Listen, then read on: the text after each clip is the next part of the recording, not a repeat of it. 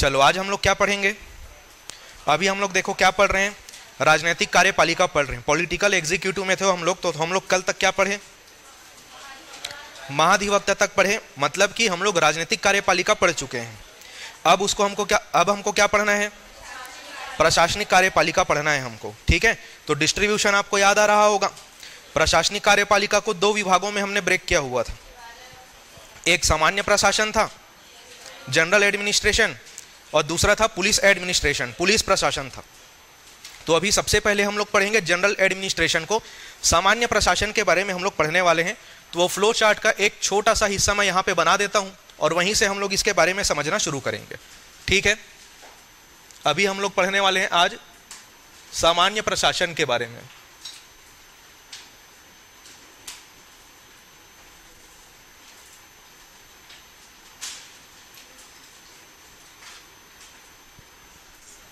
यहां से हमने दो हिस्सों में इसको ब्रेक किया हुआ था।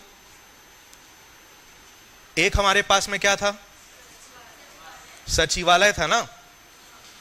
एक था हमारे पास में सचिवालय और दूसरा था हमारे पास में निदेशालय था। इसी का दूसरा नाम क्या होता है?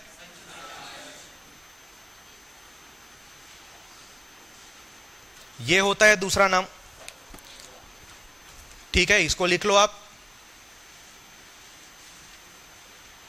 ये हमारा सेक्रेटरीट है और ये हमारा डायरेक्टोरेट है।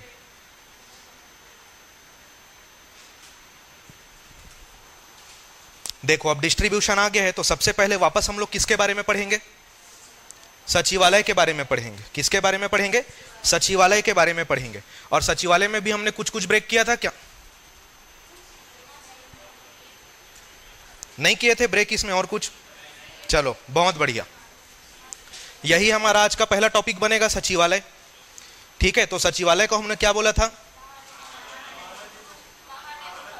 अरे वो भवन का नाम है, ये महानदी भवन है, ये इंद्रावती भवन है। काम क्या रहता है इनका?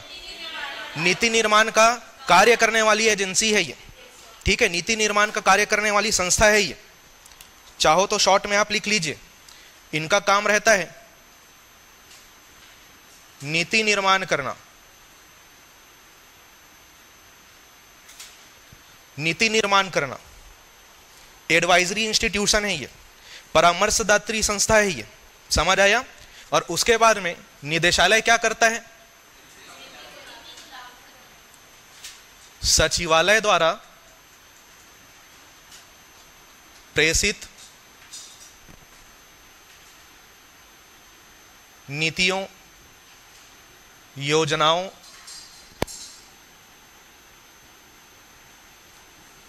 आदि को लागू करना।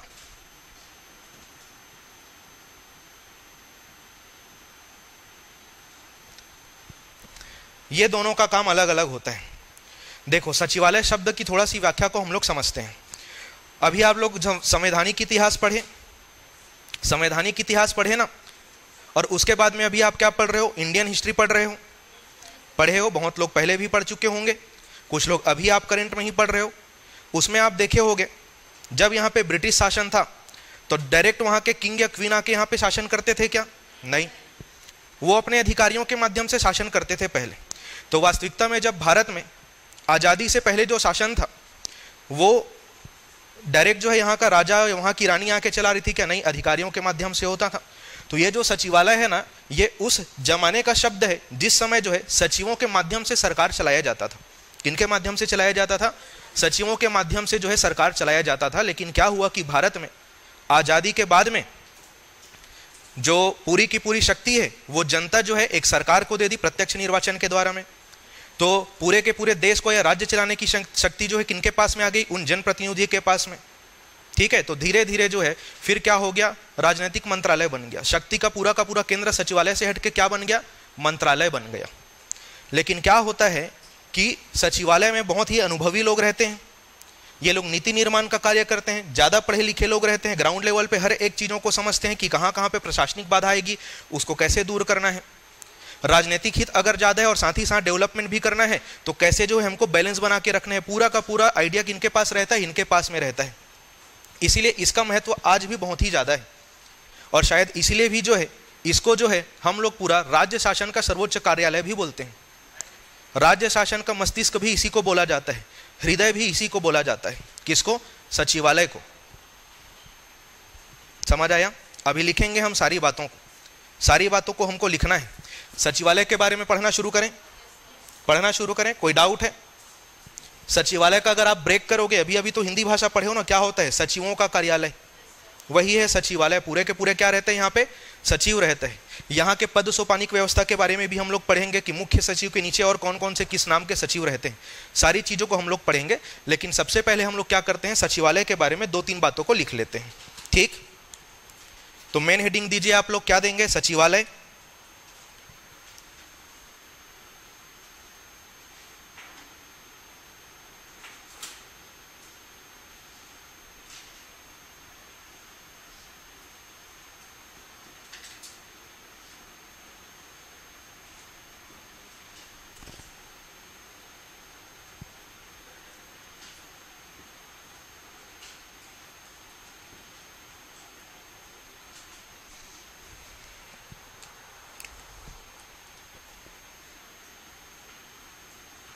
चलो, सचिवालय के बारे में आप लिखो। हिंदी इंग्लिश दोनों को मैं एक साथ लिखा दूंगा। आप लिखिए, राज्य शासन के, यह राज्य शासन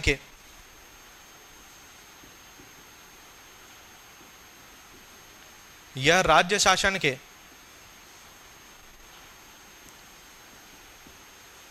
कार्यों के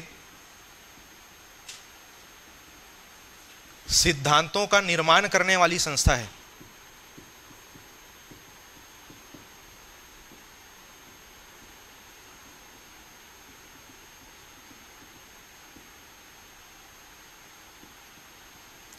क्या बोला गया इसको? यह राज्य शासन के कार्यों के सिद्धांत का निर्माण करने वाली संस्था है। लिखो इंग्लिश मीडियम वाले, it is an institution, it is an institution with major power, it is an institution with major power, लिखे यहां तक, to formulate, it is an institution with major power to formulate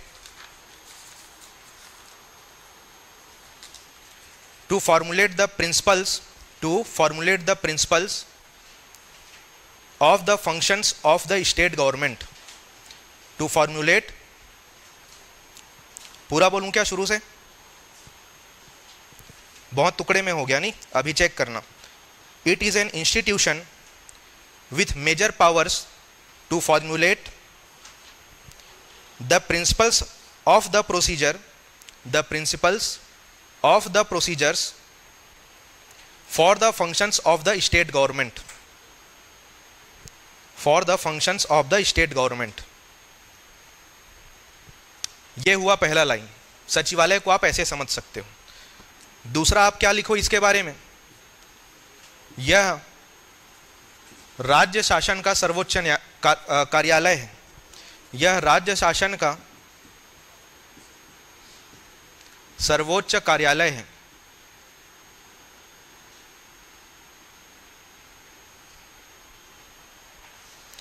It is the highest office, it is the highest office of the government of a state, it is the highest office of the government of a state। तीसरा लिखिए इसके बारे में, इसे राज्य शासन का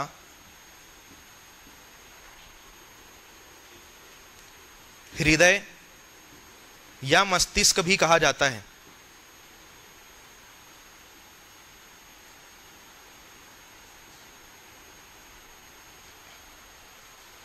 इसे राज्य शासन का हृदय या मस्तिष्क भी कहा जाता है। यह हुआ आपका सचिवालय का थोड़ा सा इंट्रोडक्शन। देखो, इन दोनों को अलग रखने की बात क्यों आई होगी? सचिवालय हमने एक अलग रखा है, जो लोग सिर्फ नीति निर्माण का कार्य कर रहे हैं, और उनके क्रियान्वयन के लिए हम लोग एक अलग एजेंसी बनाए हुए हैं। क्या हुआ, जब प्रशासनिक दर्शन की बात आई, एडमिनिस्ट्रेटिव फिलॉसफी होता है एक, उसमें जब बात आई तो फिर ये देखा गया कि अगर ये दोनों का दोनों काम अगर आप एक ही संस्था के लोगों को दे दोगे तो वो लोग जो है दूरदर्शी हो पाएंगे क्या, उनके द्वारा जो बनाई गई नीतियां हैं वो ज़्यादा लाभकारी हो पाएंगे क्या, हितकारी हो पाएंगे क्या। देखो, जब भी नीतियों का निर्माण किया जाता है ना, वो सिर्फ वर्तमान के उद्देश्यों की पूर्ति के लिए नहीं रहता है, वो भविष्य लक्ष्य सिद्धांत के आधार पर भी बनाया जाता है। और अगर दोनों ही काम जो है एक ही संस्था के लोग करने लगे तो फिर वो उतना प्रोफिशिएंसी उसमें आ नहीं पाएगा। इसीलिए क्या बोला गया कि एक अधिकारियों का वर्ग या बुद्धिजीवियों का वर्ग आप अलग रखो जो सचिवालय में बैठेंगे, ठीक है, और सिर्फ ये लोग किसके बारे में सोचेंगे, नीति निर्माण के बारे में सोचेंगे। तो इस प्रकार से उन लोग क्या हो सकते हैं, दूरदर्शी सोच रख सकते हैं। और उसके बाद में इन्होंने क्या किया, इसके क्रियान्वयन के लिए एक अलग एजेंसी बनाया। तो इन लोग क्या करते हैं, सचिवालय से जो नीति निर्माण होकर यहाँ भेजा जाता है ना, उसका एग्जीक्यूशन करते हैं पूरा का पूरा। इन लोगों का एक्सपर्टीज जो है पूरा का पूरा एग्जीक्यूशन में रहता है। यहाँ पे इस प्रकार के लोग बैठे रहते हैं पूरा का पूरा। तो इस प्रकार से पूरा का पूरा व्यवस्था जो है चलाया जाता है। समझ आया, इसीलिए उसको अलग अलग रखा गया है। ये समझ में आया सचिवालय के बारे में, इंट्रोडक्शन है मान के चलो ये। अब हम ये देखते हैं कि सचिवालय में जो है पद सोपानिक व्यवस्था कैसे होती है करके। बोल तो दिया हमने कि सचिवों का कार्यालय होता है करके, लेकिन सचिव के सामने आप बहुत अलग अलग नाम सुनते होंगे। कभी मुख्य सचिव आता है, प्रमुख सचिव अलग रहता है, अपर सचिव रहता है, सहायक सचिव रहता है, संयुक्त सचिव रहता है, सहायक सचिव रहता है। तो ये पूरा का पूरा पद सोपानिक क्रम व्यवस्था में चलते हैं।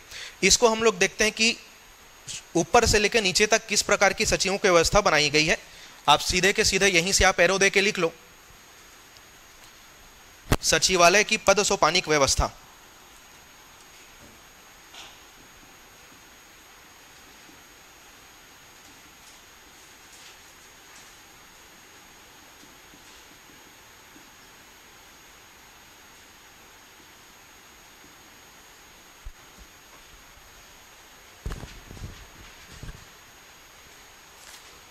बताओ सबसे पहले किनका नाम लिखें, मुख्य सचिव। सबसे पहले किनका नाम आएगा, मुख्य सचिव का।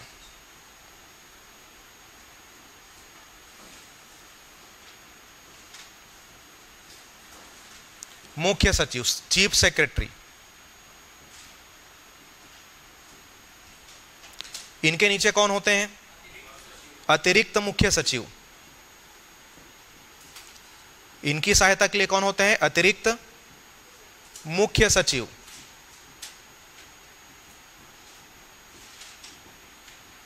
Additional chief secretary. अब इनके बाद कौन आएंगे, प्रमुख सचिव। वेरी गुड, प्रमुख सचिव। इनको क्या बोला जाता है, प्रिंसिपल सेक्रेटरी।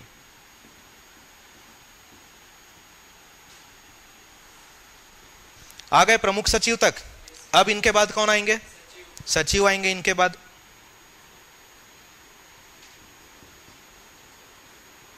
इनके बाद आ गए भाई सचिव, ये हो गए सेक्रेटरी। इनके बाद में कौन आएंगे, अतिरिक्त सचिव। इनकी सहायता के लिए होते हैं भाई, सचिवों की सहायता के लिए होते हैं कौन, अतिरिक्त सचिव, एडिशनल सेक्रेटरी। फिर इनके नीचे कौन रहेंगे, संयुक्त सचिव।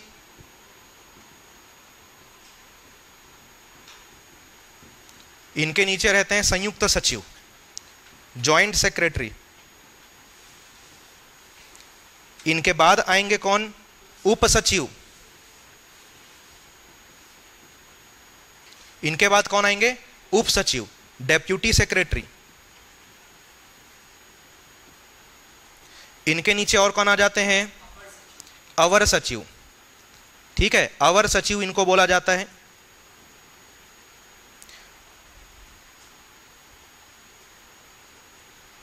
किसी किसी जगह में उप सचिव के नीचे अवर सचिव नहीं है तो सहायक सचिव भी इसी जगह पे आ जाते हैं। ठीक है, यहां पे आप लिख लो, ये लो अंडर सेक्रेटरी। ठीक है, ये जो संयुक्त सचिव हम लोग लिखे हैं, यहां पे एक और लिख सकते हो आप, अपर सचिव। अपर सचिव यहां है, नीचे वाला शब्द क्या रहेगा, अवर सचिव रहेगा। एक मात्रा का फर्क है, ऐसी व्यवस्थाएं बनी रहती है यहां पे। तो देखो, मुख्य सचिव जो है ना वो पूरे राज्य का एक रहता है। कितना रहता है, एक रहता है। फिर उसके बाद में देखो ये क्या है, विभागों के हिसाब से इनकी संख्या जो है बढ़ते जाती है, कोई निश्चित नहीं रहता है कि इतना ही होगा करके। समझ आया। अलग अलग विभाग में प्रमुख सचिव, उप सचिव और सचिव बने रहते हैं। कभी कभी जैसे कि अभी देखो, कभी वन विभाग के बारे में कुछ आएगा तो वहां पे जिस प्रशासनिक अधिकारी का बयान पेपर में छापा जाता है, उनके नाम के साइड में आप पढ़ना क्या लिखा रहता है, लिखा रहता है वहां पे उप सचिव वन विभाग या संयुक्त सचिव, उसके विभाग का नाम लिखा रहता है। तो ये एक रहते हैं राज्य में, और उसके बाद बाकियों की संख्या क्या है, निर्धारित नहीं है। समझ गए? ये लोग विभाग के अनुसार फिर बटे रहते हैं। इस पद सोपानिक व्यवस्था से जो है क्वेश्चन पूछा जाता है। यहां से आपको 4-5 नाम दे देगा और बोलेगा कि इसको ऊपर से नीचे के क्रम में जमाइए या नीचे से ऊपर के क्रम में इसको आप जमाइए। 2 ही प्रकार के प्रश्न पूछे जा सकते हैं, ये आपको एकदम ध्यान होना चाहिए। समझ गए? रिवीजन करें। चलो, पूरे राज्य का एक क्या रहेगा, मुख्य सचिव। इनकी सहायता के लिए कौन रहेंगे, अतिरिक्त मुख्य सचिव। अब यहां से जो है डिपार्टमेंट वाइज डिवीजन शुरू हो रहा है पूरा का पूरा। अलग अलग डिपार्टमेंट के क्या होते हैं, प्रमुख सचिव होते हैं। इनके नीचे कौन रहेंगे, उस विभाग के सचिव रहेंगे। उनके नीचे कौन रहेंगे, इनकी सहायता के लिए एडिशनल सेक्रेटरी रहते हैं। फिर उसके बाद में इनके साथ में कौन रहेंगे, नीचे अपर या संयुक्त सचिव रहेंगे। ठीक है, उसके बाद में कौन रहेंगे, उप सचिव, और उसके बाद में कौन रहेंगे, अवर सचिव। कहीं कहीं पे बीच बीच में सहायक सचिव या विशेष सचिव का पद भी सृजन कर लिया जाता है जरूरत के हिसाब से। समझ गए?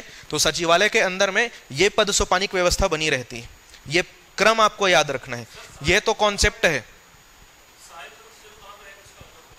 यहां पे भी हो जाता है कभी कभी, ये नहीं है तो वो जिस विभाग को जरूरत है उसके हिसाब से डिपेंड करता है। बाकी बेसिक स्ट्रक्चर की बात करोगे तो यही है।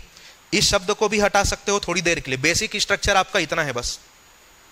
ठीक, अब इसमें से एक इनके बारे में हमको पढ़ना है डिटेल में।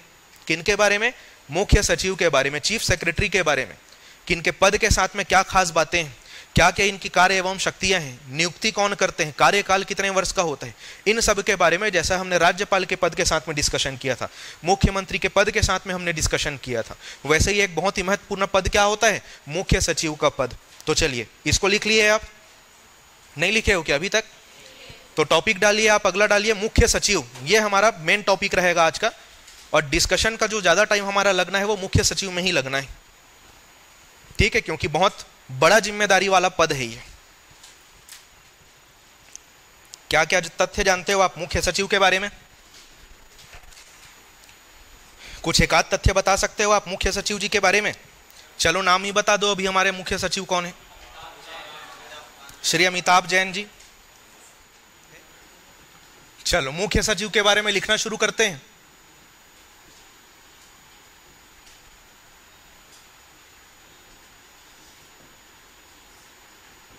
Chief secretary. चलो पद की हम बात करते हैं। पद के बारे में आप लिखो, यह जो पद है ब्रिटेन से लिया गया है। पद जो है ब्रिटेन से लिया गया है।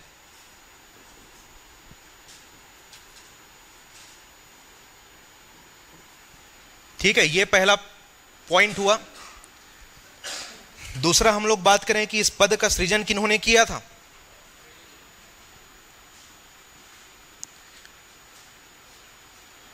पद का सृजन मत लिखो, इसको लिखो सीधे आप प्रथम।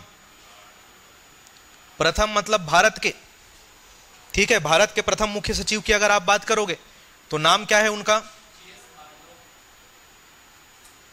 George Barlow. इनका नाम तो सुने होंगे ना आप अभी, संविधान में भी और शायद इतिहास में भी। ठीक है, जॉर्ज बार्लो। कब बने थे ये? पद का सृजन देखो हुआ था 1799 में। कब हुआ था? 1799 ईस्वी में, 1799 में। और ये जो पद का सृजन करने वाले थे उनका नाम है लॉर्ड वेलेजली।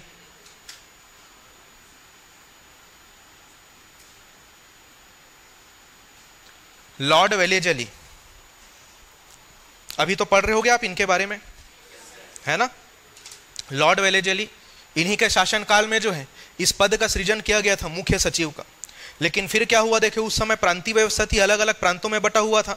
यहाँ पे गवर्नर जनरल वगैरह का शासन होता था, तो मुख्य सचिव का पद ना उतना कारगर नहीं हो पाया उस समय। तो पद के सृजन के कुछ वर्षों के बाद में इस पद को क्या कर दिया गया था, समाप्त कर दिया गया था। उसके बाद में बात आती है कि इसकी आज़ादी के बाद की, आज़ादी के बाद जो है आपका 1973 में प्रशासनिक सुधार आयोग का गठन किया गया था। किसका गठन किया गया था? प्रशासनिक सुधार आयोग का गठन किया गया था। और उनके बाद में इनके कहने पर, इनकी सिफारिश पर जो है इस पद को वापस बहाल कर दिया गया। वापस बहाल करने का मतलब होता है वापस इस पद को अस्तित्व में लाया गया। लेकिन यह बोला गया कि इस समय में, ठीक है, जब इस पद को हम वापस बहाल कर रहे हैं, कब? 1973 में। पहले सिर्फ केंद्र का होता था, अभी तो केंद्र का होगा ही, साथ ही साथ में राज्यों का भी अपना एक क्या होगा? मुख्य सचिव होगा। हर राज्यों का एक मुख्य सचिव होगा केंद्र के साथ साथ। यह बात कब बोला गया? प्रशासनिक सुधार आयोग की सिफारिश के बाद में। तो यहां पे आप लिख सकते हो 1973 में जब वापस बहाल हुआ,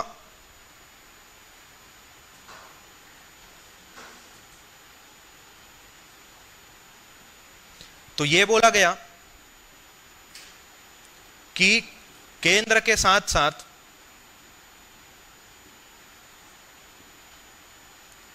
प्रत्येक राज्यों का भी एक मुख्य सचिव होगा।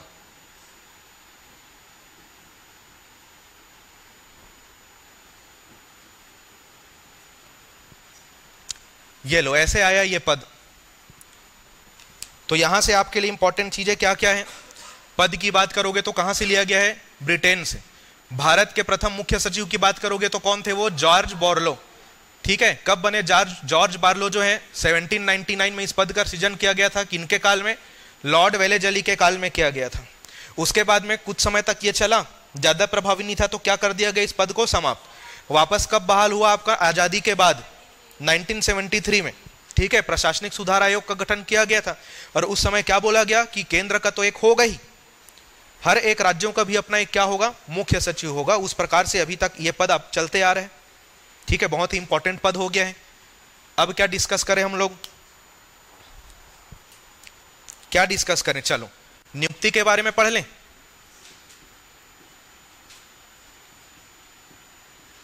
चलो, एक मुख्य सचिव की जो नियुक्ति है वो कौन करते हैं?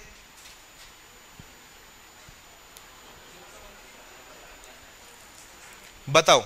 जो मुख्य सचिव हैं राज्य के, उनकी नियुक्ति करते हैं संबंधित राज्य के राज्यपाल। किनकी अनुशंसा पर? उस राज्य के मुख्यमंत्री की अनुशंसा पर।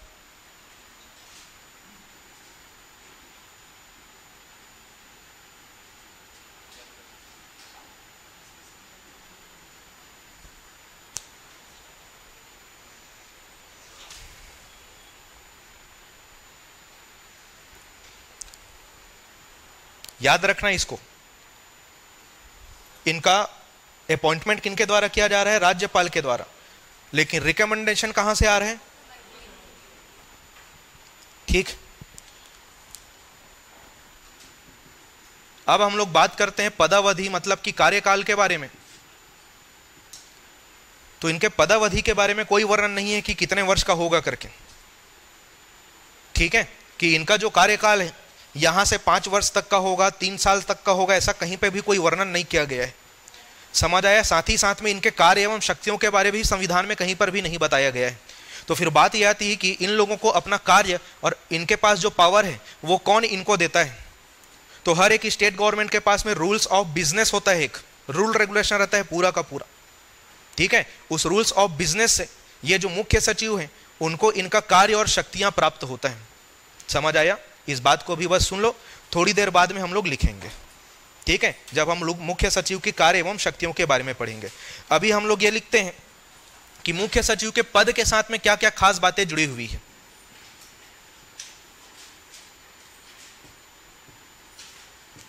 मुख्य सचिव के बारे में विशेष तथ्य।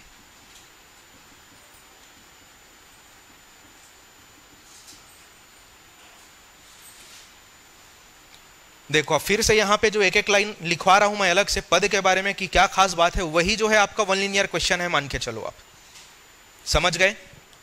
तो इसको बड़े अच्छे से ध्यान रखना।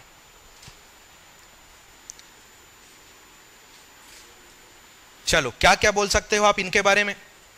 सबसे पहले तो आप लिखो राज्य प्रशासनिक कार्यपालिका का प्रमुख।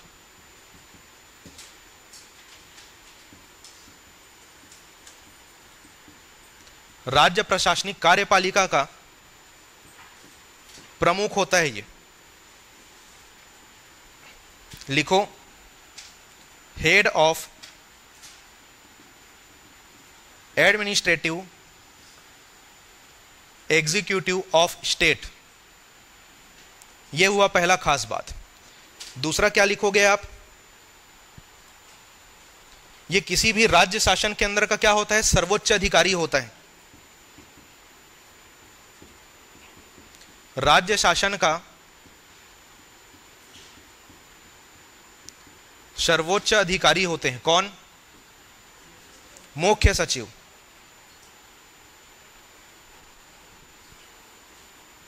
तीसरा क्या लिखोगे आप, किसी भी राज्य के अंदर, ठीक है, सबसे बड़ा नौकरशाह भी यही होता है। ब्यूरोक्रेट विथ हाईएस्ट रैंक कौन होते हैं, चीफ सेक्रेटरी। लिखो राज्य का सबसे बड़ा नौकरशाह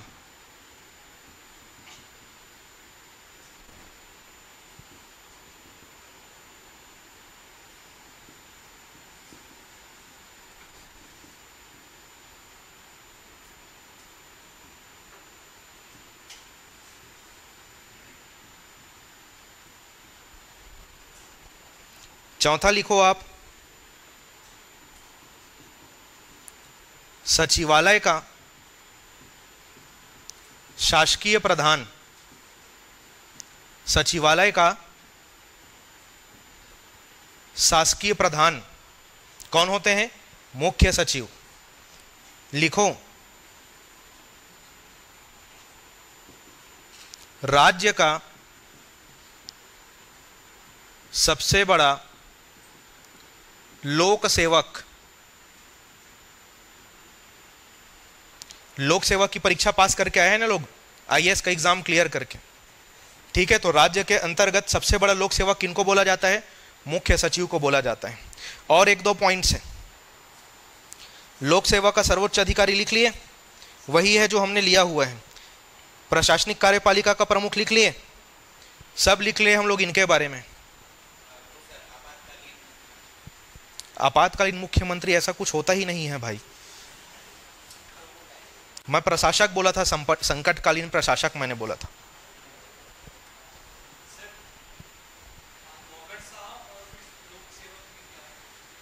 कोई डिफरेंस नहीं है, सिर्फ शब्द अलग है, सबका भाव एक है। यह प्रश्न पूछने का अलग अलग तरीका है। जैसे मैंने क्या लिखा है यहाँ पे, राज्य का सबसे बड़ा लोक सेवक है ना, एक और लिख सकते हो इसी को, लोक सेवा का सर्वोच्च अधिकारी। लोक सेवा का सर्वोच्च अधिकारी।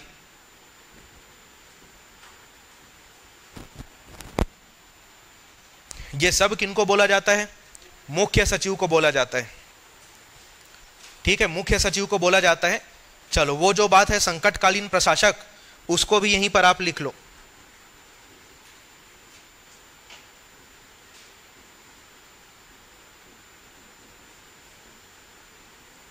लेकिन इसको अभी मैं और आपको लिखवाऊंगा जब कार्य एवं शक्तियों के बारे में हम लोग चर्चा करेंगे। तो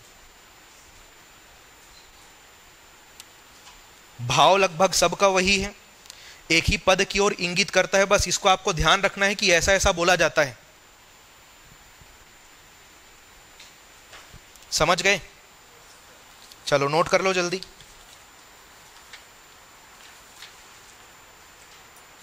तो आगे बढ़े यहां से।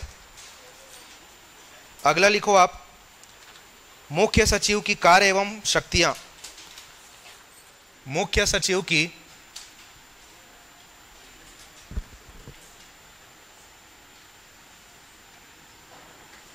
कार्य एवं शक्तियां।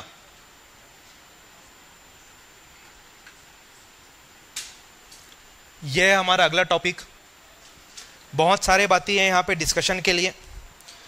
सबसे पहले तो फिर मैं आपको रिमाइंड कर देता हूं कि इनके कार्य और शक्तियों के बारे में कहीं पे लिखा नहीं गया है, ठीक है। तो ये जो है शक्तियां कहां से प्राप्त करते हैं,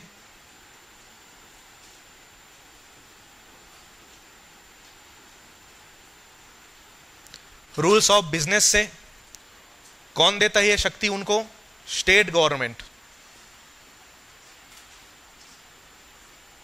राज्य सरकार जो है ये शक्तियां इनको प्रदान करती है। और इस रूल्स ऑफ बिजनेस में जो है ये जो राज्य सरकार है समय समय पर जो है संशोधन करती है। ठीक है, क्यों संशोधन करती है कि भविष्य में लगातार चैलेंज जो है बढ़ रहे हैं सरकार के सामने, तो प्रशासनिक व्यवस्थाओं में भी थोड़ा बहुत चैलेंज आता है, तो इसके लिए इनकी शक्तियों में भी बीच बीच में संशोधन किया जाता है। कौन करता है ये सब?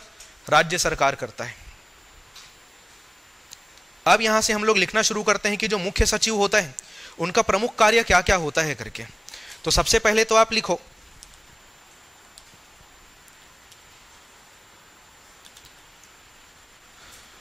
पहला आप लिखो यहां पे मुख्यमंत्री का निष्पक्ष सलाहकार।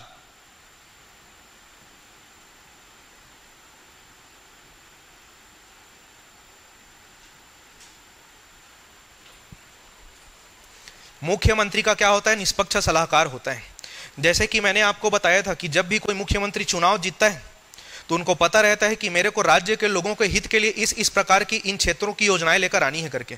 अब उनकी नीतियों के बारे में वो सोच रहे हैं, तो उस संबंध में बिल्कुल वो इनसे क्या लेंगे? सलाह लेंगे। क्यों सलाह लेंगे? क्योंकि वो अनुभवी हैं, वो इन सब चीज़ों की पढ़ाई किए हुए हैं, वो एक प्रशासनिक अधिकारी रह चुके हैं, जमीनी स्तर पर जाके देखे हैं कि लोगों की ज़रूरतें क्या हैं, ठीक है, और किसी योजना को अगर क्रियान्वयन किया जाना है तो उसके लिए क्या क्या रूपरेखा होनी चाहिए, क्या पूरा का पूरा ब्लूप्रिंट होना चाहिए। आंकड़ा पूरा का पूरा किनके पास रहता है? प्रशासनिक अधिकारियों के पास में रहता है। तो उसका इस्तेमाल करते हुए पूरा का पूरा जो है मुख्य सचिव से ये क्या कर सकते हैं? सलाह लेते हैं। और निष्पक्ष यहाँ पे इसलिए लिखा गया है क्योंकि मुख्य सचिव जो है इस बात का ध्यान रखता है कि वो एक सरकार का सलाहकार है, किसी एक पार्टी का नहीं। समझ आया? वो किसका सलाहकार है? सरकार का सलाहकार है, किसी एक पार्टी का सलाहकार नहीं है, किसी एक पार्टी के सदस्य का सलाहकार नहीं है। इसलिए आप देखो आप लोग जो है सब कोई प्रशासनिक अधिकारी क्यों बनना चाहते हो, या मुख्य सचिव भी जो प्रशासनिक अधिकारी क्यों बने होंगे? डेवलपमेंट के लिए। किसके लिए? डेवलपमेंट के लिए। किसका? लोगों का, इस देश का। कभी कभी ऐसा भी हो सकता है कि जो मुख्यमंत्री या जो मंत्रिमंडल को कोई एक मंत्री है जो प्रस्ताव दे रहा है उसमें राजनीतिक हित ज्यादा हो और लोक हित क्या हो? पूरा का पूरा कम हो सकता है कि नहीं हो सकता है? ऐसा बहुत बार होता है जिसमें राजनीतिक हित ज्यादा रहता है, लोक हित पूरा का पूरा क्या रहता है? कम रहता है। तो उस समय में जो है ना, ये मुख्य सचिव पूरा का पूरा सलाह देते हैं। इनको कुछ इस प्रकार का सलाह देना रहता है अभी के कंडीशन में कि राजनीतिक हित भी बना रहे और लोक हित भी बना रहे, पूरा बैलेंस बना के चलते हैं ये लोग। ऐसे ये लोग क्या करते हैं? सलाह देने का काम करते हैं। तो यहां पे जो है एक लाइन आप लिख लो, जो निष्पक्ष सलाहकार हम लिखे हैं वहां पे एक लाइन लिख लो आप, मुख्यमंत्री राज्य के नीतिगत मुद्दों पर, मुख्यमंत्री राज्य के नीतिगत मुद्दों पर मुख्य सचिव से सलाह करता है, मुख्य सचिव से सलाह करता है या सलाह लेता है।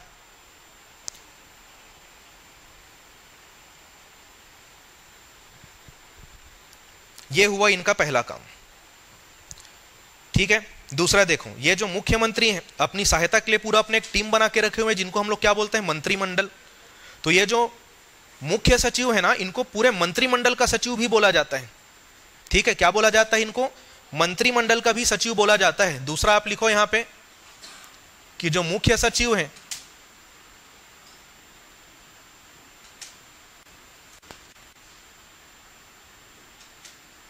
मंत्रिमंडल के सचिव होते हैं।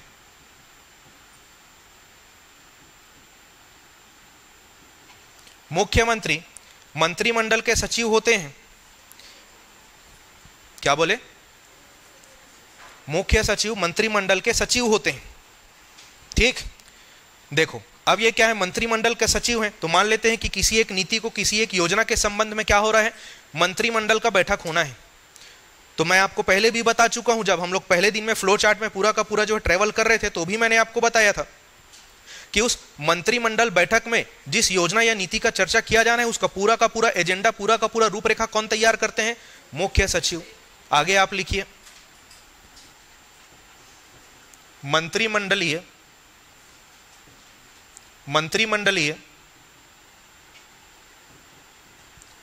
बैठकों का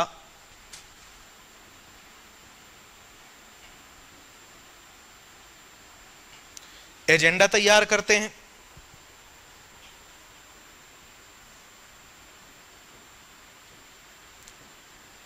और बैठक में भाग लेते हैं।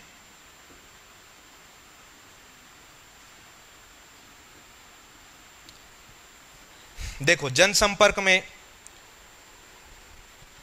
उनका कभी भी पोस्ट आता है सोशल मीडिया में, ठीक है, मुख्यमंत्री जी का पोस्ट आता है सोशल मीडिया में कि मंत्रिमंडल में आज ये निर्णय लिया गया है करके, तो उसमें लिखा रहता है मुख्य सचिव की उपस्थिति में। आप बिल्कुल देखोगे उनका चेहरा वहां पे, ठीक है। उसका कारण ये है कि जिस नीतिगत मुद्दों पर भाई साहब ये लोग चर्चा कर रहे हैं, वो पूरा का पूरा एजेंडा कौन तैयार करते हैं? मुख्य सचिव ही तैयार किए होते हैं। अब उनको उस बैठक में हिस्सा लेना क्यों जरूरी है? क्योंकि उनको पता तो चले कि क्या क्या चर्चा हुआ है, किन योजनाओं पर चर्चा हुई है और कौन सा योजना जो है पास हो गया है।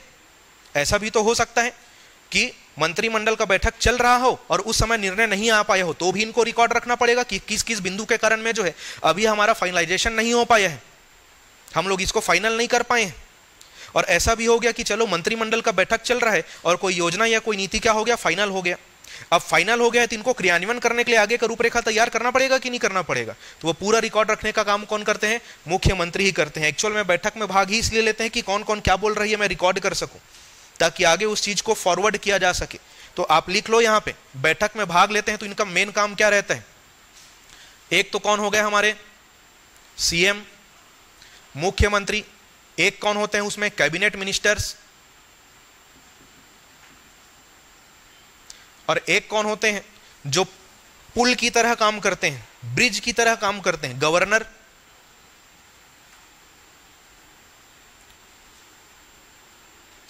तो जब बैठक चलते रहते हैं तो पूरा का पूरा ये रिकॉर्ड रखते हैं, तो बताए तभी तो बता पाएंगे ना कि मुख्यमंत्री जी इस बिंदु में आपने ये अपना सलाह दिया हुआ था, आप इस बारे में चर्चा कर रहे थे। उस विभाग का जो मंत्री है फिर उसका रिकॉर्ड बोलेगा कि उस समय जो है माननीय मंत्री ने ये कहा हुआ था। और कभी कुछ फाइनल हो जाता है तो इनको भी वो चीज बताया जाता है, किनके द्वारा? मुख्य सचिव के द्वारा में। पूरा का पूरा क्या रखते हैं? ये रिकॉर्ड रखते हैं बैठकों में भाग लेकर, ताकि अगर कुछ नीति फाइनल हो जाए तो उसका एग्जीक्यूशन के लिए आगे उसको फॉरवर्ड किया जा सके। ये होता है व्यवस्था पूरा का पूरा। समझ आया ये पॉइंट? आगे लिखिए, नीति बनाने में परामर्श।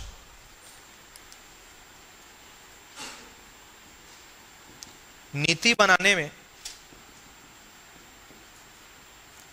परामर्श देते हैं।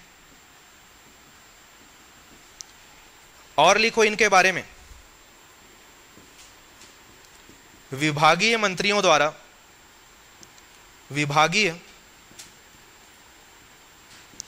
मंत्रियों द्वारा भेजे गए प्रस्ताव के संबंध में आने वाली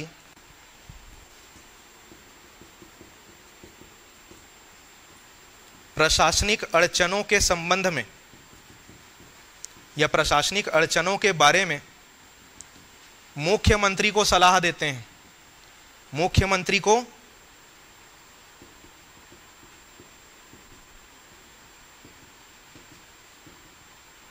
सलाह देते हैं। मान लेते हैं कि कोई एक विभाग का मंत्री कुछ ऐसा प्रस्ताव भेज दिया जिनके कारण उनको लग रहा है, अब उनको पूरा का पूरा प्रशासन का क्या है एक्सपीरियंस है, तो वो बताते हैं कि नहीं अगर इसको ऐसा किया जाएगा तो यहाँ पे प्रशासनिक बाधाएं आएंगी। तो उस संबंध में वो क्या करते हैं? सलाह देते हैं। किनको? मुख्यमंत्री को। ठीक है, और लिखो, इसमें बहुत सारा कार्य लिखना है इनका।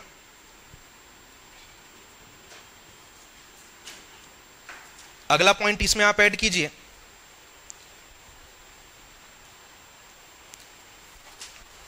लिखो मुख्य सचिव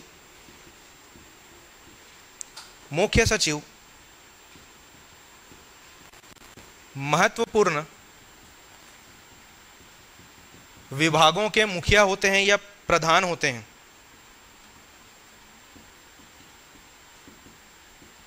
देखो, सामान्यतः हर एक राज्य में जो सामान्य प्रशासन विभाग रहता है ना, उसका मुखिया जो है इन्हीं को बना दिया जाता है बहुत सारे स्टेट में।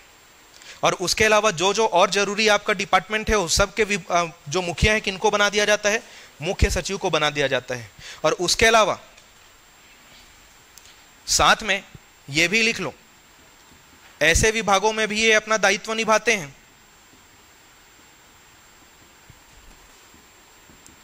जो किसी अन्य सचिव के पास ना हो या अन्य सचिव को ना सौंपा गया हो।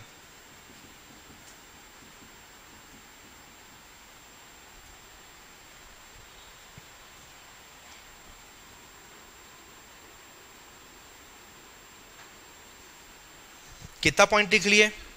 5 पॉइंट लिख लिए। चलो अगला पॉइंट लिखिए आप,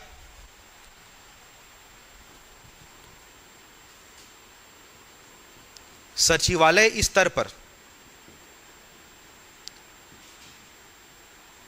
सचिवालय स्तर पर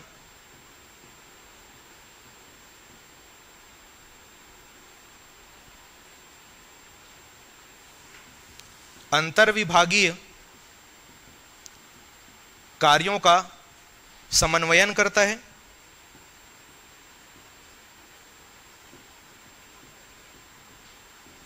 इसका मतलब होता है कोऑर्डिनेट करना। ठीक है, समन्वयन करने का मतलब क्या होता है? कोऑर्डिनेट करना। और आगे इसमें लिखो, अंतर्विभागीय विवाद की स्थिति में या अंतर्विभागीय विवाद के समाधान के लिए गठित अंतर्विभागीय विवाद के समाधान के लिए गठित समन्वयन समिति का अध्यक्ष होता है। समन्वयन समिति का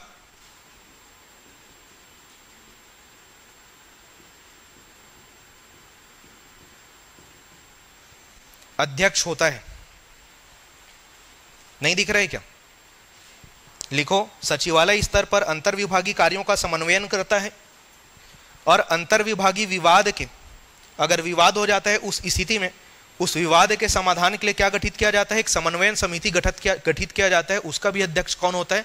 मुख्य सचिव होता है, उस विवाद के समाधान के लिए, उसका निपटान करने के लिए। ठीक है, और सचिवालय के अंदर में कार्य जो है पूरे सही तरीके से चल रहा है कि नहीं चल रहा है, एक विभाग से दूसरे विभाग में पूरा का पूरा समन्वयन करने का कार्य किसका रहता है? मुख्य सचिव का रहता है। लिखे यहां तक, आगे बढ़े और 3-4 पॉइंट अभी और ऐड करने हैं हमको।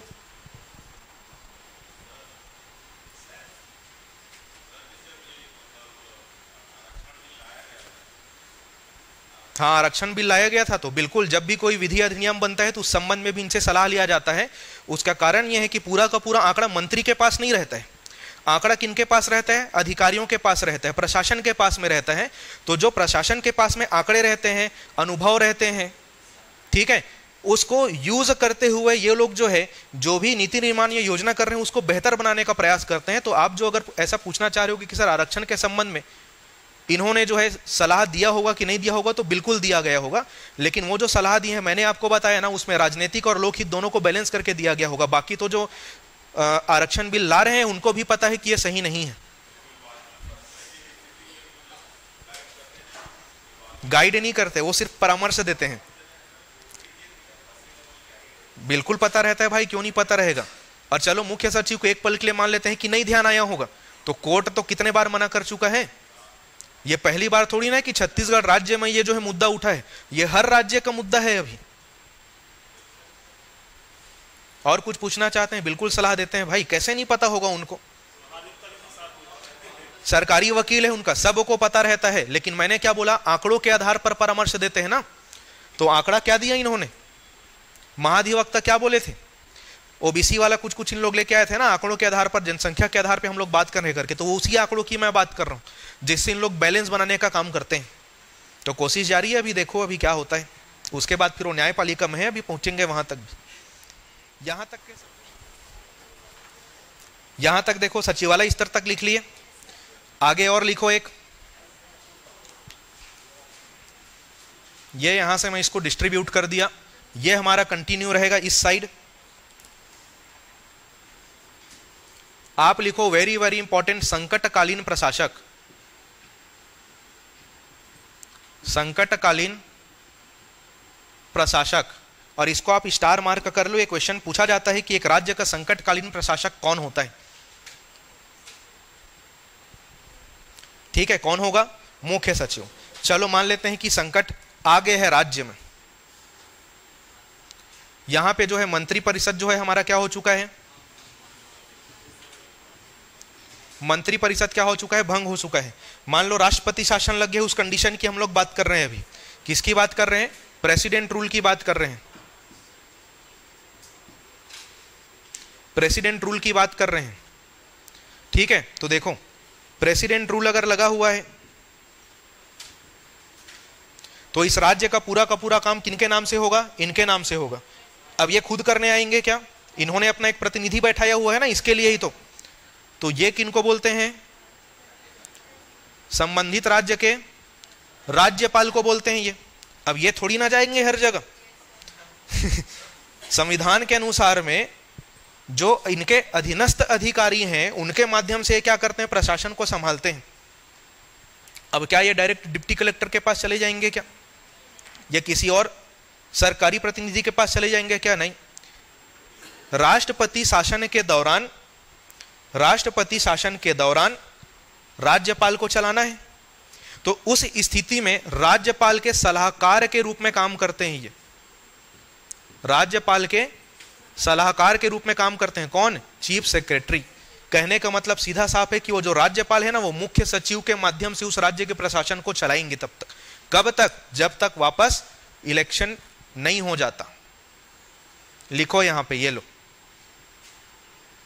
अगले चुनाव तक।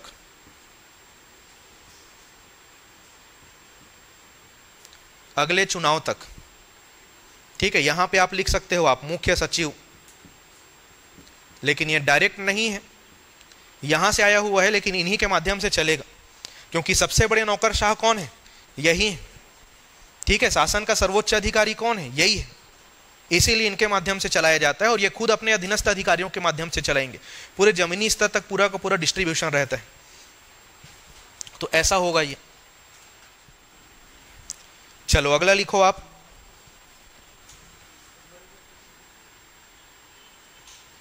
ये वाला लिख लिया ना, संकटकालीन प्रशासक।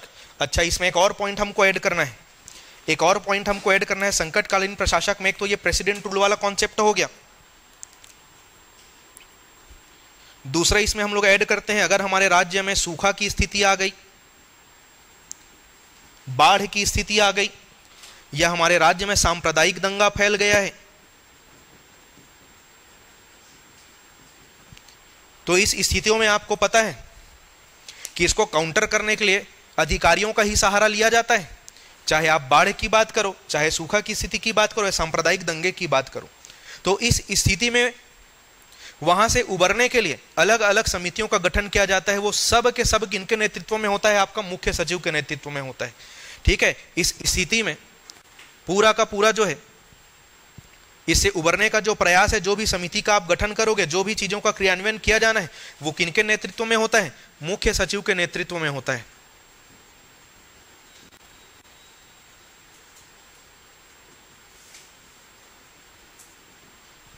तो इस हिसाब से ये संकटकालीन प्रशासक के तौर पे जाने जाते हैं। अगला पॉइंट इसमें आप लिखिए, कैबिनेट सचिव की अध्यक्षता में होने वाले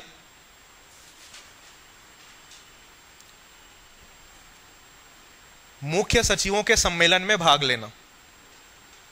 मुख्य सचिवों के सम्मेलन में भाग लेना।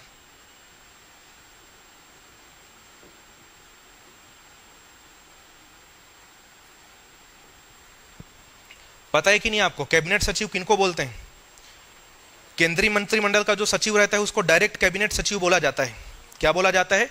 कैबिनेट सचिव बोला जाता है। तो आपको पता है एक प्रकार का हर राज्यों के मुख्य सचिवों का क्या होता है? एक वार्षिक सम्मेलन होता है। किनके अध्यक्षता में? कैबिनेट सचिव की अध्यक्षता में। तो वह जो सम्मेलन होता है ना, उसमें हर राज्यों के मुख्य सचिव को क्या करना रहता है? भाग लेना रहता है। अभी जो है कुछ दिन पहले हमारा हुआ था, कुछ दिन महीने मतलब जहां तक मेरे को याद आ रहा है 5-6 महीने हो गए, तो अमिताभ जैन जी गए थे धर्मशाला में इस सम्मेलन में भाग लेने के लिए हमारे राज्य से, क्योंकि वही थे मुख्य सचिव।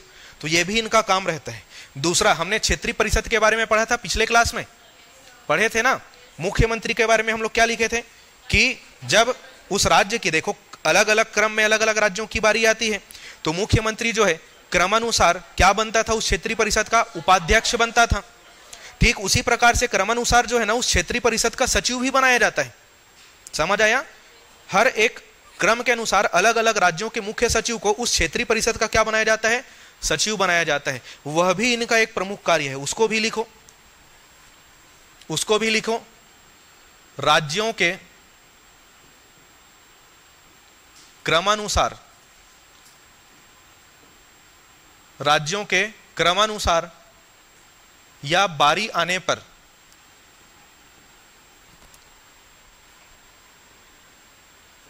क्षेत्रीय परिषद के सचिव के पद पर कार्य संभालना, यह भी इनका ही काम है पूरा का पूरा।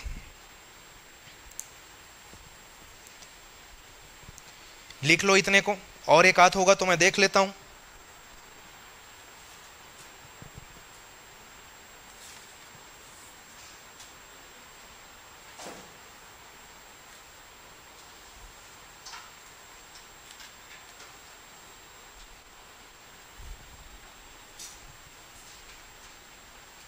लिख लिए यहां तक, ये मुख्य कार्य है। एक पॉइंट बस और मैं ऐड कर देता हूं, यहां पे मैंने आपको बताया था ना कि मंत्रिमंडलों का जो बैठक हो रहा है उसका एजेंडा तैयार करते हैं, ठीक है, और उसके बाद में कोई जानकारी आगे फॉरवर्ड की गई है एग्जीक्यूशन के लिए, तो उसका क्या लेते रहते हैं, ये अलग अलग विभागों से फॉलोअप लेते रहते हैं, क्योंकि समन्वय स्थापित करने का काम पूरा का पूरा क्या है, उन्हीं का रहता है। तो ये है आपके मुख्य सचिव के कार्य एवं शक्तियां। कहां से मिला है इनको ये सब, रूल्स ऑफ बिजनेस। कौन बनाता है ये, स्टेट गवर्नमेंट बनाता है। हर एक स्टेट में जो है अलग अलग प्रकार की प्रशासनिक जो है उनके पास में चैलेंजेस रहते हैं, उस अकॉर्डिंग ये लोग जो इसमें क्या करते रहते हैं, संशोधन करते रहते हैं। कार्यकाल जो है निर्धारित है क्या, नहीं है, बताया ही नहीं गया है इसके बारे में। नियुक्ति कौन करेंगे, राज्यपाल करेंगे। किनके रिकमेंडेशन पर, मुख्यमंत्री के रिकमेंडेशन पर। समझ आया। किसी एक राज्य का सबसे बड़ा नौकरशाह कौन होता है, मुख्य सचिव होता है सबसे बड़ा नौकरशाह, ठीक है। प्रशासनिक कार्यपालिका का प्रमुख कौन होता है, मुख्य सचिव होता है।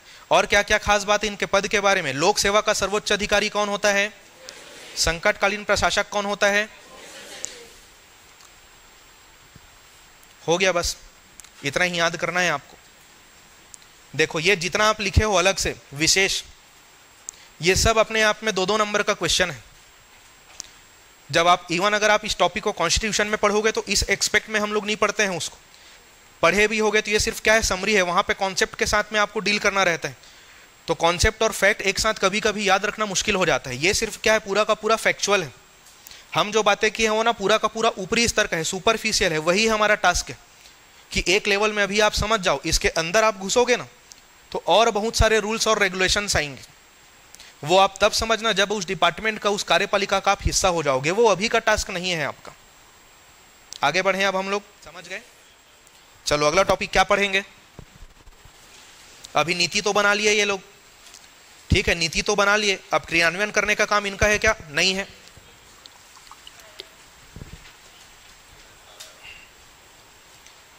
कौन करेगा एग्जीक्यूशन। अब डायरेक्टरेट में पहुंच जाते हैं सीधे हम लोग।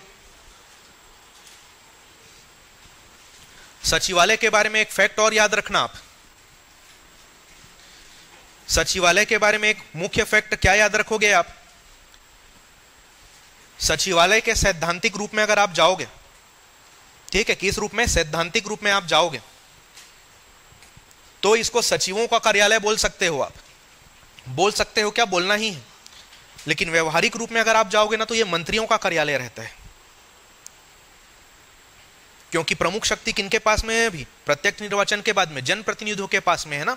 तो वही मैंने आपको बोला था पूरा का पूरा कि पहले जो है जब सरकार सचिवों के माध्यम से चलाया जाता था तो पूरा का पूरा शक्ति का केंद्र यही रहता था। अभी ऐसा नहीं है, लेकिन इनके पास में एक्सपीरियंस है, इनके पास में आंकड़ा है, इनके पास में अनुभव है, इनके पास में स्ट्रक्चर है, ठीक है। भविष्य लक्ष्य इनके पास में क्या है, सिद्धांत है।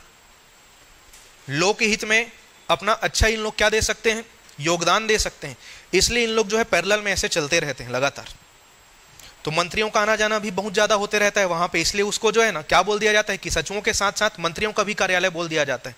कहीं कहीं पे आप पढ़ोगे तो ऐसा लिखेगा, डाउट मत आए करके मैंने बता दिया कि सैद्धांतिक रूप से अगर आप जाओगे तो इसको सचिवों का कार्यालय बोलोगे, लेकिन व्यवहारिक रूप से अगर आप देखोगे तो ये मंत्रियों का भी कार्यालय है। ठीक है,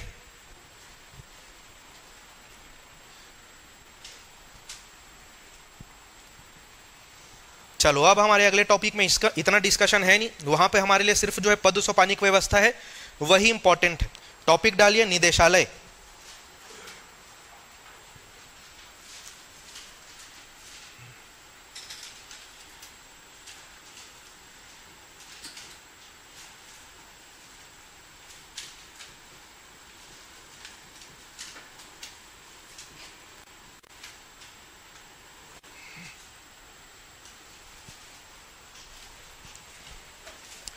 चलो इसका काम क्या है ये, चलो 2 लाइन में लिख लो इसके बारे में। पहले तो हम लोग लिखे ही हुए कि क्रियान्वयन करने का काम करती है करके, लिखो इसके बारे में। यह नीति क्रियान्वयन का, यह कहने का मतलब कौन, निदेशालय या संचालनालय। यह नीति क्रियान्वयन का निर्देशन या संचालन करने वाली एजेंसी है। यह नीति क्रियान्वयन का संचालन या निर्देशन करने वाली एजेंसी है जो सचिवालय द्वारा प्रेषित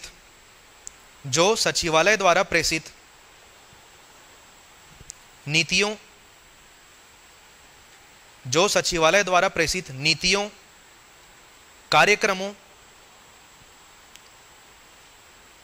परियोजनाओं आदि को क्रियान्वित करती है। क्रियान्वित का मतलब होता है एग्जीक्यूट, उसको करना, लागू करना उसको। लिखे पूरा,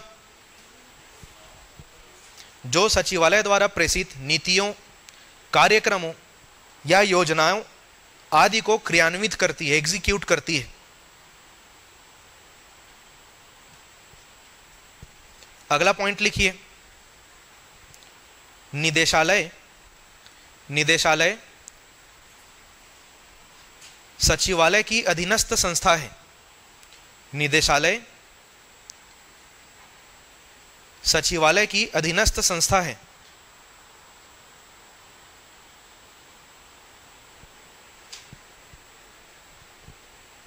अगला पॉइंट लिखिए,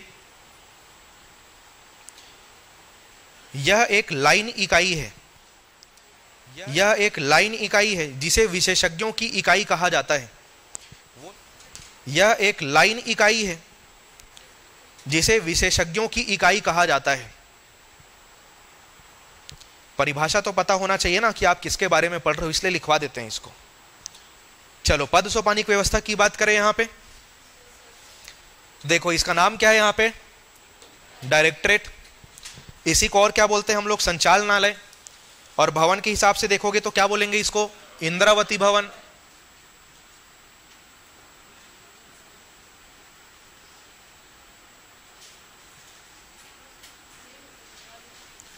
चलो यहां के पद सोपानिक व्यवस्था की बात करते हैं तो यहां पे सब कौन रहते हैं, डायरेक्टर्स लोग रहते हैं।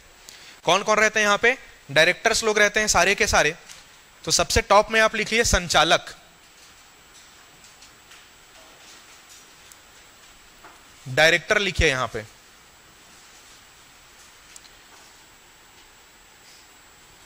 ठीक है, क्या लिखेंगे, डायरेक्टर। उसके बाद कौन होंगे यहां पे, अतिरिक्त संचालक।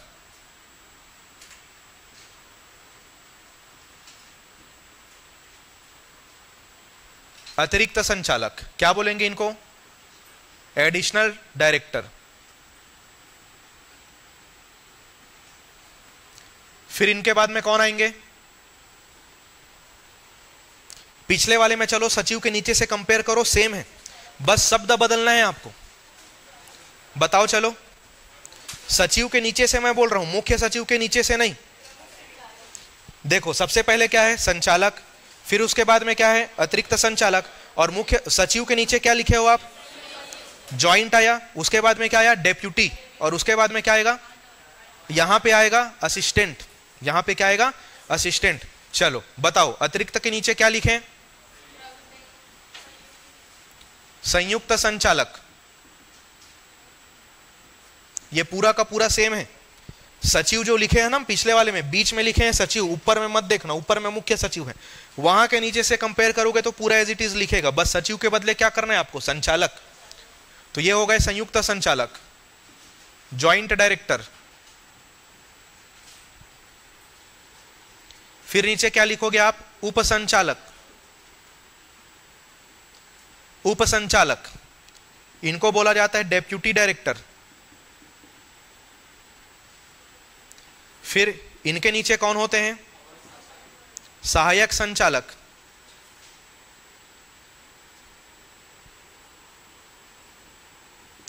ये हुए असिस्टेंट डायरेक्टर।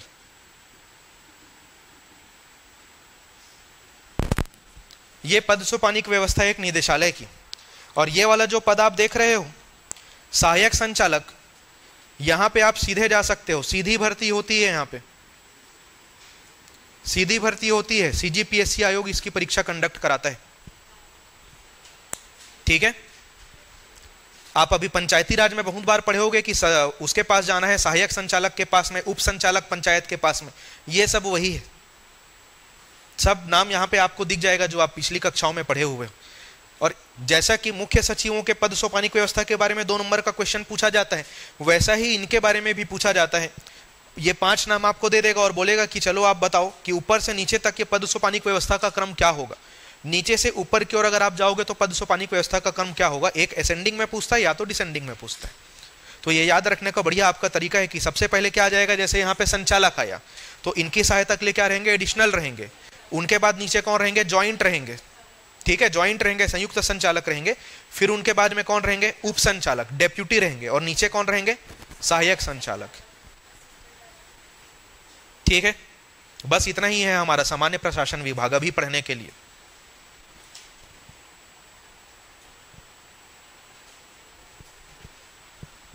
इस बीच में लेकिन आपको पता है हम लोग एक चीज पे चर्चा नहीं कर पाए, कौन सा, चलो इसको लिख लो फिर मैं बताता हूं।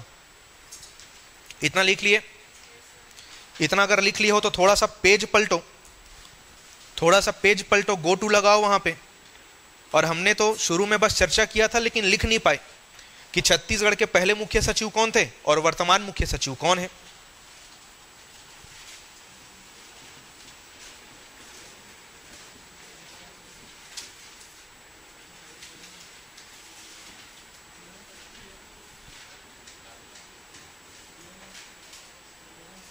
छत्तीसगढ़ के प्रथम मुख्य सचिव और उसके बाद में वर्तमान मुख्य सचिव।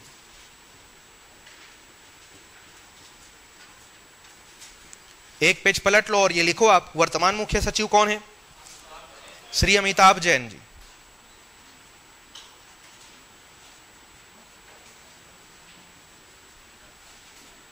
कौन से क्रम के हैं, 12th, 12वें क्रम के मुख्य सचिव हैं ये। और छत्तीसगढ़ के प्रथम मुख्य सचिव कौन थे, श्री अरुण कुमार।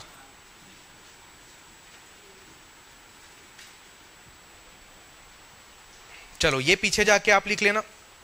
यहां पे हमारा सामान्य प्रशासन विभाग का डिस्कशन क्या होता है, खत्म।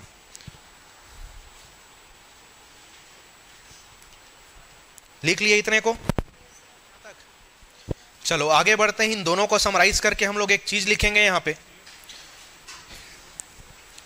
कि अलग अलग जो है प्रशासनिक इकाइयों में सरकारी प्रतिनिधि कौन होते हैं। प्रशासनिक इकाई समझते हो ना, जैसे राज्य, फिर संभाग, फिर आपका डिस्ट्रिक्ट।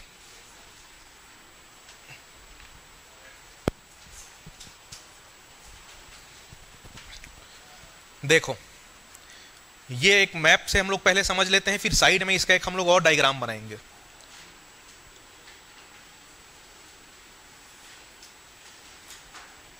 ये जैसे कि हमारा क्या हो गया, छत्तीसगढ़ राज्य हो गया पूरा का पूरा। इस पूरे राज्य का एक क्या होगा, मुख्य सचिव होगा।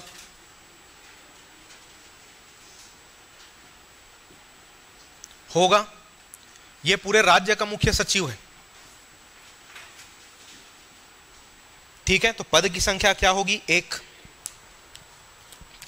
फिर उसके बाद हम लोग क्या करते हैं, इसको संभाग में ब्रेक कर देते हैं। चलो किस में ब्रेक कर दिए, संभाग में। तो संभाग के अंदर में जब आप जाओगे तो यहां पे आपको प्रमुख सरकारी का प्रतिनिधि कौन मिलेगा, संभागीय आयुक्त।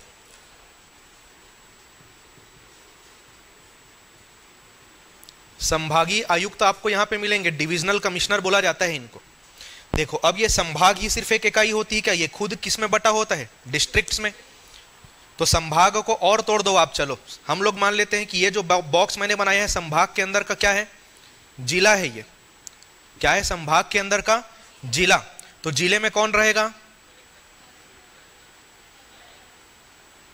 कलेक्टर रहेगा। इसको और ब्रेक कर दो आप, जैसे ये जिला है इसको और ब्रेक कर दिए अनुविभाग में, तो यहां कौन मिलेंगे आपको? एसडीओ। फिर इसको ब्रेक कर दो ऐसे आप, तो ये जो ब्रेकेज हमने किया है ये सब क्या है? तहसील है। तो यहां पे कौन रहेंगे? अब ये जो तहसील है खुद किस में ब्रेक रहता है? राजस्व निरीक्षक मंडल में, ठीक है। और उस राजस्व निरीक्षक मंडल का जो है प्रमुख प्रशासनिक अधिकारी कौन रहता है?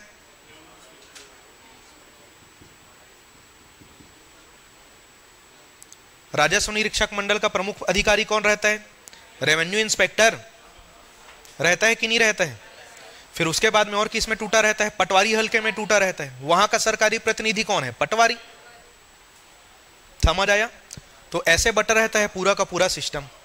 यहां से इसको समझना थोड़ा सा कॉम्प्लेक्स है, इसलिए साइड में हम लोग एक डायग्राम बना लेते हैं, ठीक है। और डायग्राम हमारा बनेगा इस प्रकार से।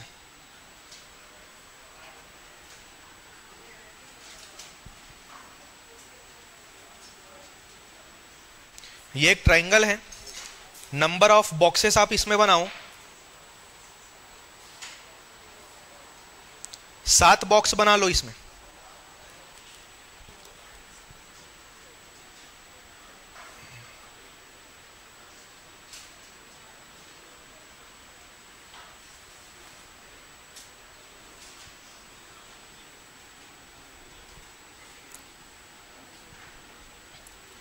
चलो इधर देखते जाना आप।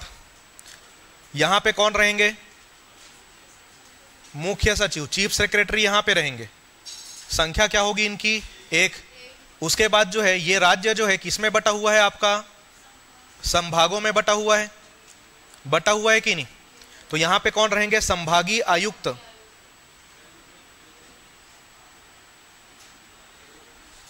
संभागीय आयुक्त इनकी संख्या कितनी होगी? 5, क्योंकि संभाग ही 5 है हमारे पास। फिर इसको किस में ब्रेक किया हम लोग? और डिस्ट्रिक्ट में। तो यह संख्या लगातार ऐसे बढ़ती जाएगी।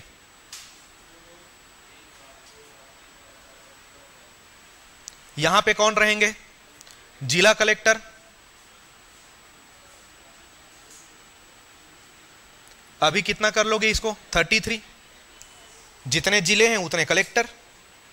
और इसको ब्रेक करो उपखंड में, ब्रेक कर दो। ये लो, इसको संख्या और बढ़ते जाएगा।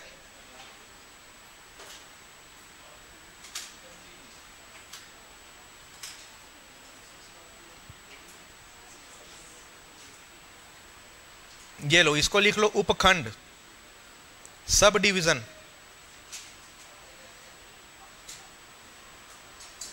यहां कौन रहेंगे? एसडीओ, सब डिविजनल ऑफिसर, ये रहेंगे। उसके बाद इसको किस में ब्रेक कर दो आप? तहसील में ब्रेक कर दो इसको। तो एक तहसील के अंदर का जो है आपका जो प्रमुख सरकार का प्रतिनिधि रहता है या सरकारी अधिकारी रहता है वो कौन रहता है? तहसीलदार। तहसीलदार। उसके बाद में ये जो तहसील है वो किस में ब्रेक हुआ रहता है? राजस्व निरीक्षक मंडलों में, जिसको रानी मंडल लिखा जाता है शॉर्ट में।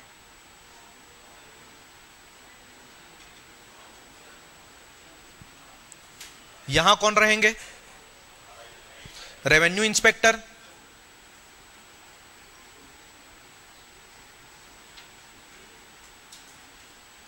रेवेन्यू इंस्पेक्टर रहेंगे यहां पे। उसके बाद में ये जो राजस्व निरीक्षक मंडल हो किस में बटा रहता है? पटवारी हल्के में बटा रहता है।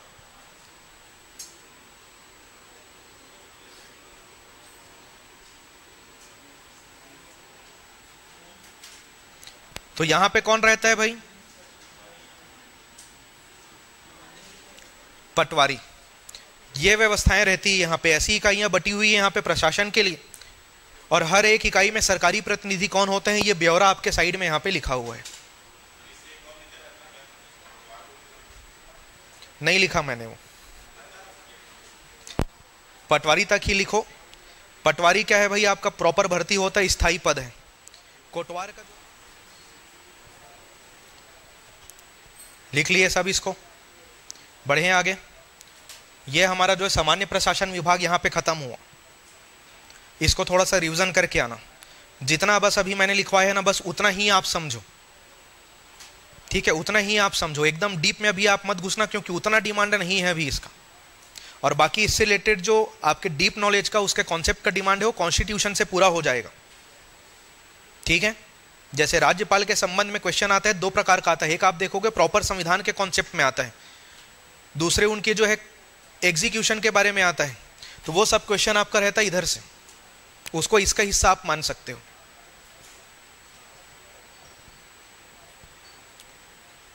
चलो अगला टॉपिक डालो आप, पुलिस प्रशासन।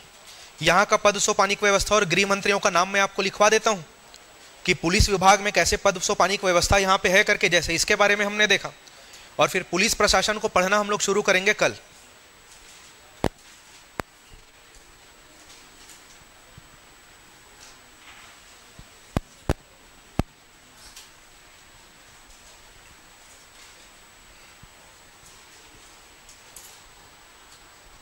चलो टॉपिक डालो आप, पुलिस एडमिनिस्ट्रेशन।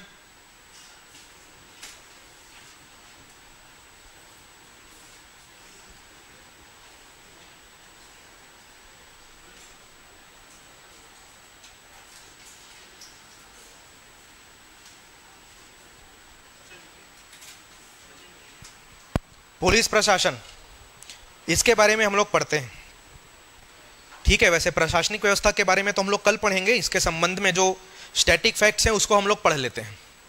यहां पे भी ऐसे ही हम लोग को एक व्यवस्था बना के दिखाना है।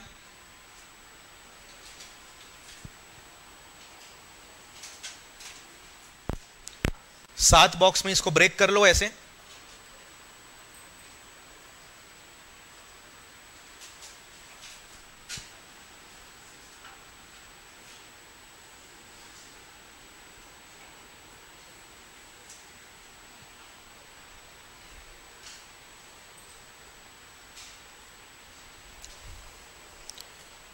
ठीक, लिखते चले। जैसे कि देखो यहां पे ये पुलिस अधिकारियों के बारे में हम लोग पढ़ रहे हैं। जैसे प्रशासनिक इकाई थी, वहां के सर्वोच्च अधिकारी के बारे में हम लोग पढ़ रहे थे, वैसे ही यहाँ पे पुलिस अधिकारियों के बारे में हम लोग पढ़ रहे हैं कि कौन कौन सा पद जो है कौन कौन सी इकाई में होगा करके। तो जैसे कि अगर आप राज्य की बात करो तो पूरे राज्य का सबसे बड़ा पुलिस अधिकारी कौन होगा? पुलिस महानिदेशक। पुलिस महानिदेशक, DGP, director general of police, ठीक है। देखो उसके बाद में वहां पे हमने राज्य को किस में बांटा हुआ था? संभाग में बांटा हुआ था।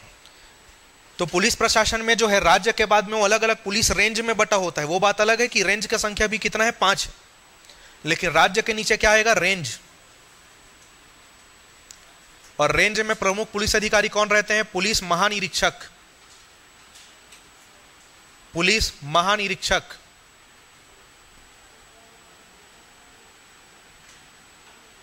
इनको बोला जाता है इंस्पेक्टर जनरल ऑफ पुलिस। क्या बोलेंगे इनको? इंस्पेक्टर जनरल ऑफ पुलिस, ठीक। नीचे आप लिखो जिला। जिले में कौन रहेंगे?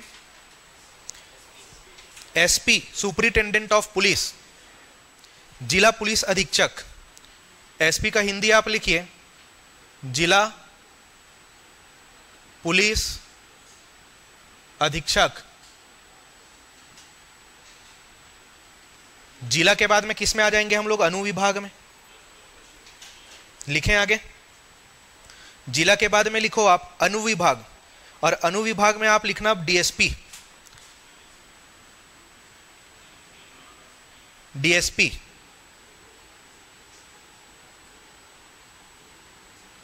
हिंदी में क्या लिखेंगे इनको?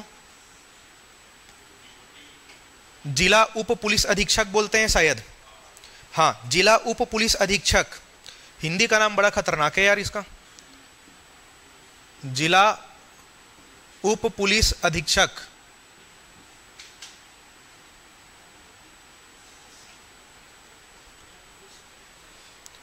जिला उप पुलिस अधीक्षक, और डीएसपी के बाद में आप लिखो फिर टीआई, और वो रहेगा आपका अनुविभाग जो है फिर अलग अलग थाने में बटा रहता है, थाना। तो थाने में कौन आ जाएंगे? थाना इंस्पेक्टर,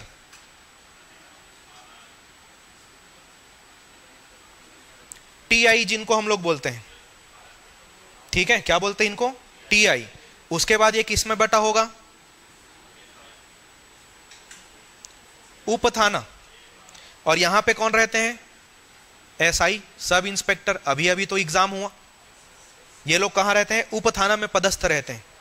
क्या बोलते हैं इनको? Sub inspector. हिंदी लिखना है क्या? हिंदी में आप लिखो पुलिस उप निरीक्षक, पुलिस उप निरीक्षक।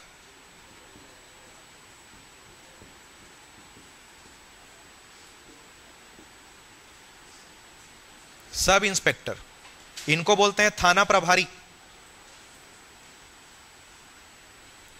और उप थाना के नीचे और क्या रहता है? बीट। ये हो गए एएसआई, असिस्टेंट सब इंस्पेक्टर। तो यहां पे क्या लगा लो आप? सहायक उप पुलिस निरीक्षक।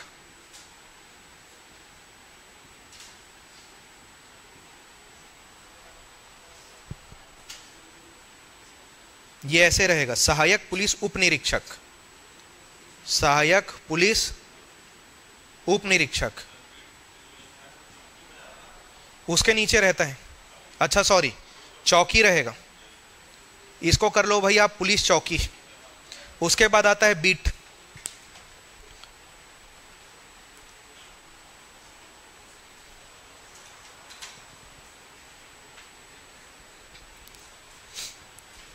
यहां पे कर लो चौकी, वहां रहते हैं एएसआई। अब ये जो पूरा का पूरा जो आपका पुलिस विभाग है किसके अंडर आता है? राज्य का जो पुलिस विभाग है वो किसके अंदर आता है? राज्य के गृह विभाग के अंदर, ठीक है। तो यहां पे मैं लिख देता हूं गृह मंत्रालय। कहने का मतलब राज्य की हम बात करें, गृह विभाग की। और इनके मुखिया कौन होंगे? मुखिया कौन होंगे? गृह मंत्री। गृह मंत्री। वर्तमान स्थिति की बात करोगे तो कौन हो जाएंगे यहां पे?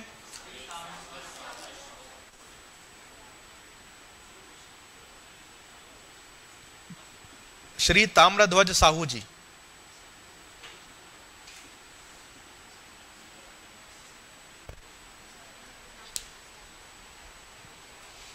ये डायग्राम बनाना है आपको।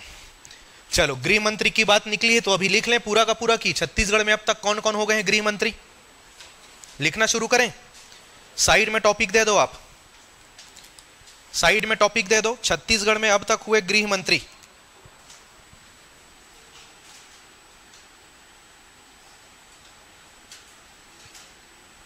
छत्तीसगढ़ में अब तक हुए गृह मंत्री। चलो फॉर्मेट के हिसाब से आगे बढ़ते हैं हम लोग। सबसे पहले किनके बारे में पढ़ेंगे? वर्तमान के बारे में। वो हैं 6वें नंबर के,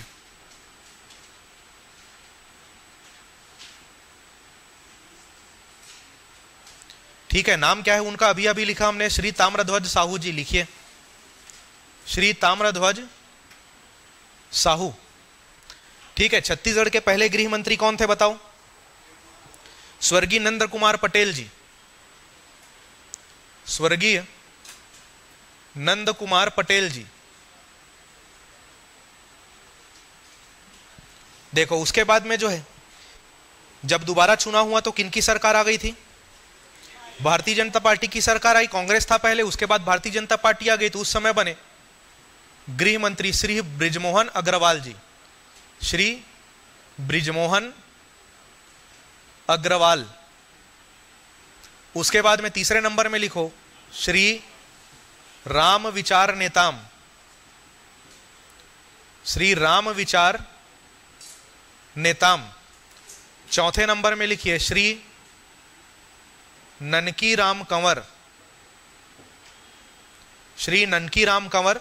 और उसके बाद में नाम लिखिए श्री राम सेवक पैकरा। श्री राम सेवक पैकरा। ये लो, ये 6 नाम आपको ध्यान में रखना है, ठीक है। गृह विभाग जो है किसी भी राज्य के अंदर में बहुत बड़ी जिम्मेदारी होती है।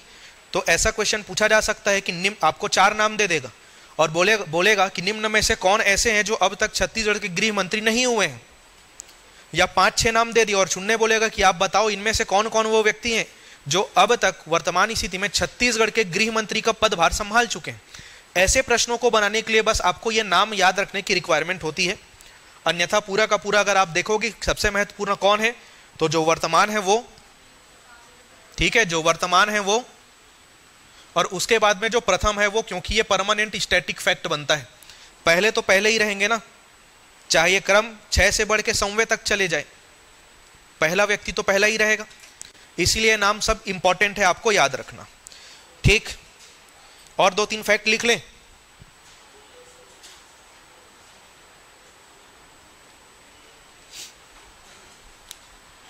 लिखें जी 2-3 फैक्ट और, 2 लाइन बस और है। लिखो, पुलिस विभाग का राजनीतिक प्रमुख, गृह मंत्री के बारे में आप लिखो। ये हो गए गृह मंत्री, इनको बोला जाता है पुलिस विभाग का राजनीतिक प्रमुख।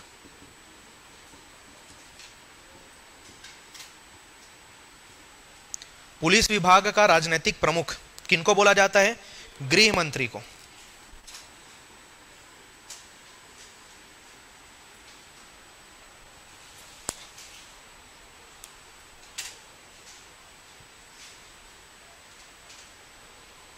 चलो आगे लिखो, गृह विभाग का डिस्ट्रीब्यूशन देखते हैं कि इस गृह विभाग के अंदर में क्या क्या आता है। यहां पे एक छोटा सा आप क्या बना लो, डिस्ट्रीब्यूशन बना लो।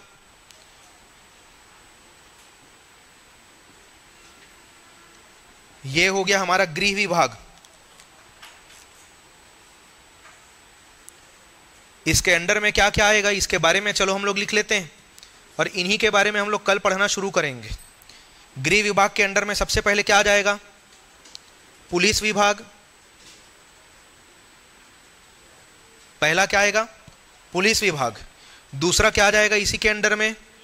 जेल विभाग, जेल डिपार्टमेंट आ जाएगा इसके अंदर में। और तीसरा विभाग जो आता है वो आता है होमगार्ड। तीसरा इसके अंडर में क्या आ जाता है? होमगार्ड। तो एक हो गया पुलिस डिपार्टमेंट, दूसरा हो गया जेल डिपार्टमेंट, और एक हो गया क्या? होमगार्ड। अब कल की जब हमारी क्लास लगेगी तो सबसे शुरू में हम लोग किसके बारे में पढ़ेंगे? पुलिस विभाग के बारे में पढ़ेंगे। उसके बाद में हम लोग किसके बारे में पढ़ेंगे? जेल विभाग के बारे में। और एक लाइन हम 2 लाइन में हम लोग किसके बारे में पढ़ेंगे? होमगार्ड के बारे में। समझ गए? तो जितना भी फैक्ट आप लिखे हो, आई थिंक आज बहुत सारा फैक्ट था याद करने के लिए, उसको अच्छे से आप याद करो, क्योंकि कल की क्लास में फैक्ट ही फैक्ट है। कॉन्सेप्ट उसमें ज़्यादा कुछ नहीं है, सिर्फ फैक्ट है कि पुलिस का प्रशासन का अधिनियम कब कब का बना हुआ है, कौन कौन सी विशिष्ट संस्थाएं जो है इस डिपार्टमेंट के अंतर्गत में है जो स्थापित किए गए हैं, कब कब यहाँ के प्रमुख पुलिस अधिकारियों को अवार्ड मिला हुआ है, किस प्रकार के नक्सलियों के विरुद्ध विशेष अभियान चलाए जा रहे हैं, यहाँ के डीजीपी कौन है, ये सब हमको फैक्ट कल पढ़ना है। समझ गए? तो फिर कल आप आइए 4 बजे, कल मिलेंगे। Thank you.